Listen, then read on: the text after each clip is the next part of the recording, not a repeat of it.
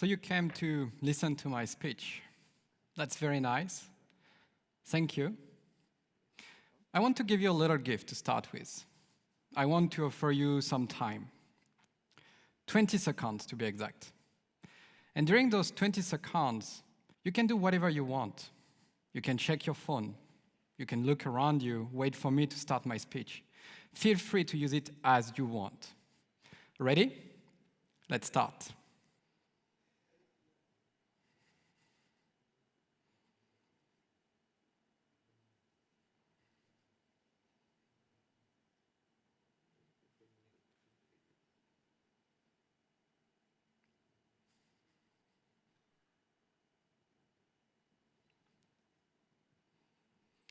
All right, I hope you enjoyed it.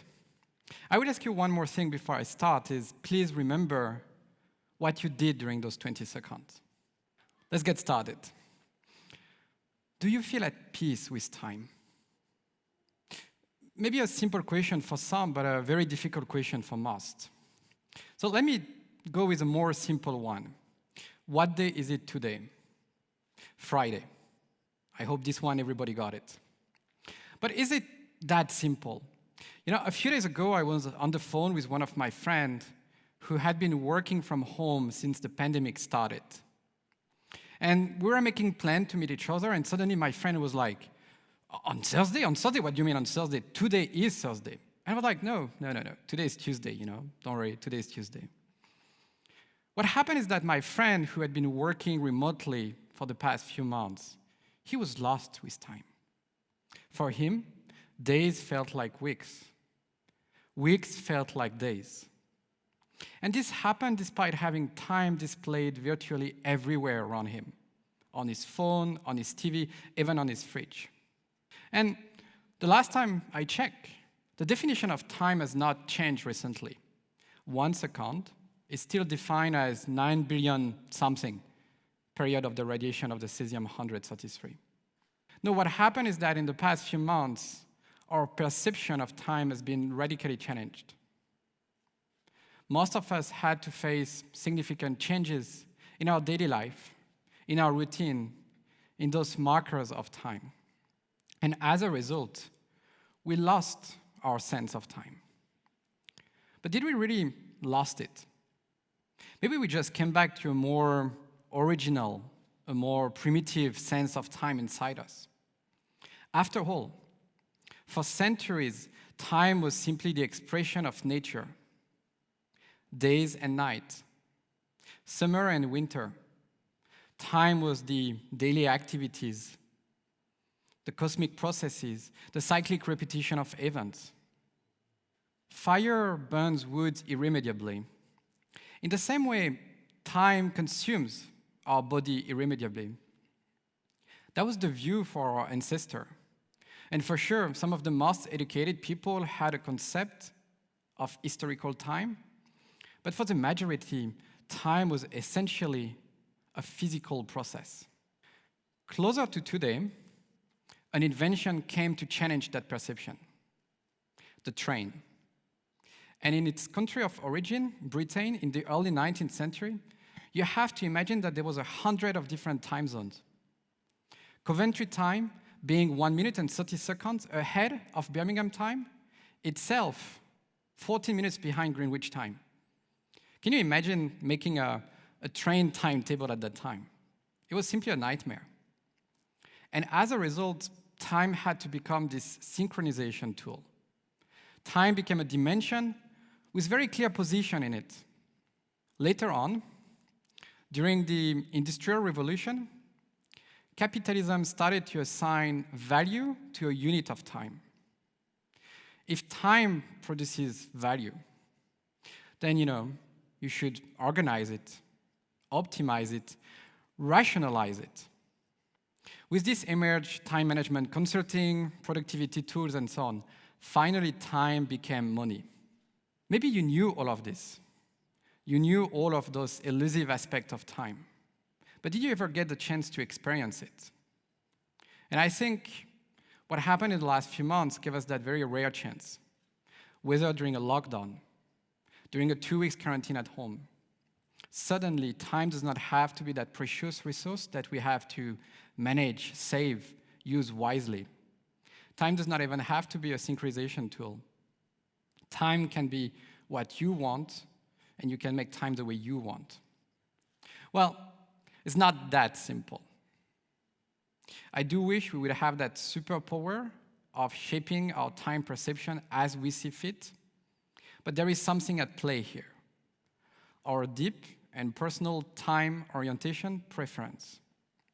So for instance, my friend who was working from home, he would wake up at 2 a.m., start to work, get very lost, and have this very disturbed pattern of life. While some other could easily manage a more regular pattern of life. And for sure, part of this is their own constraint, but part of this is very much their own preference. So what do I mean by preference? We all have different personality traits. So for instance, here in this room, some of us will be more extrovert, liking to meeting new people, while some other can be more introvert. Time orientation preference can be understood as one of our traits of personality. And so that means some of us here in this room see time as this flow, moving forward, inevitably, precisely, with events taking place successively. But some other can see time as something intangible, surrounding us like air, events happening here, there, or simultaneously. And there is a name for this: polychronicity. This term was coined by an American anthropologist, Edward Hall, in the 60s. And Edward Hall would be speaking about polychronic culture. He would see this very much as a cultural aspect. But the most recent research tends to show that it's very much an individual preference. And so we can also build a scale. And on that scale, on one side, you would find the polychrones, those who value multitasking, who like to juggle with tasks, who go with the flow, who hate planning. Those people would say things like, I live for the moment. But on that other extreme of that scale, you would find the monochrones, those who feel the absolute necessity of having every minute of their life planned and scheduled in advance, those who cannot support the idea of not knowing what they will do tomorrow. And so here's where we can do something about during this uncharted territory of our epoch. But for this, you need to understand where you stand on that scale. There is actually many tests out there to measure your polychronicity attitude, but I would argue you don't need those. Do you remember the little gift I gave you at the beginning of the talk? What did you do during those 20 seconds? Did you jump on your phone? That would maybe put you more towards the polychron side. Did you wait for me to start my speech? That might put you more on the monochron side. But more importantly, what was your desire at that time? Did you wish to jump on your phone, but you didn't do it because people were looking at you, your phone were out of battery? That desire, that wish, put you to the polychron side. So with this in mind, we can practice a bit of what I would call time mindfulness. The idea is being mindful about your feelings towards time. The last time you had to multitask, juggle with multiple things at the same time. How did you feel about it? Did you feel okay? Did you enjoy it? Did you feel very excited about it?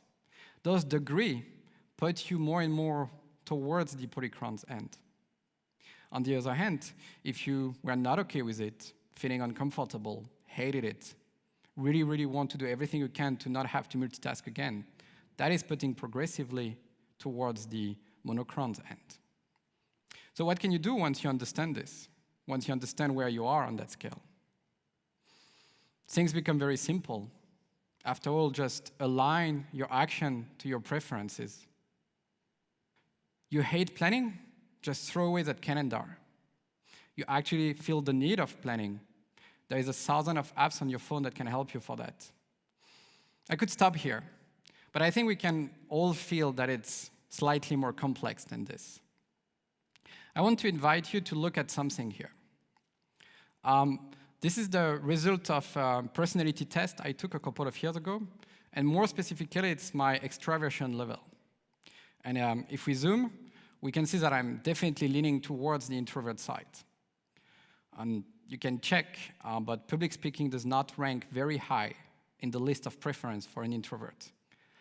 It is fairly stressful, fairly uncomfortable, and yet, here I am, putting myself through that ordeal of public speaking. And on the top of that, I'm advising you to align your action to your preference. You could as well make the conclusion that I'm simply a big fraud here. That would be fair. But I think there is something more to see here. Once you understand where you stand on that scale I was sharing before, it's important to also see that we cannot always align our action to your preference. Sometimes we do have to do things that goes against our own preference.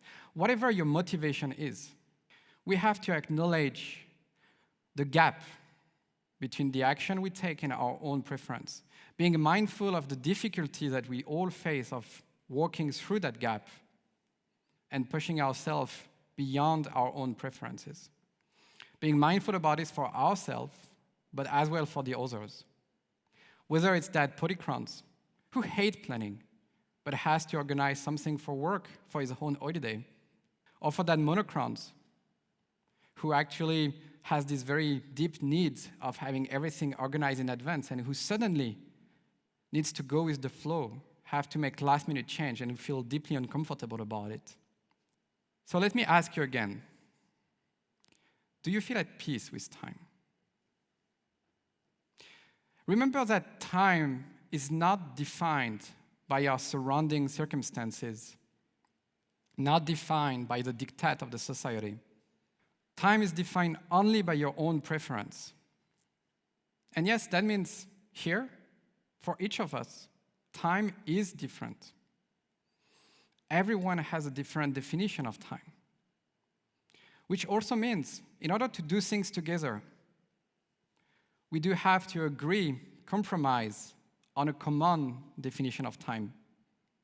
But that should not prevent us to be mindful of the gap we have to walk to perform actions towards this compromise, this agreed action of definition of time. And that should not also prevent us to remember that there is so many other moments in life where you can absolutely enjoy time the way you like it, the way you prefer it. Thank you.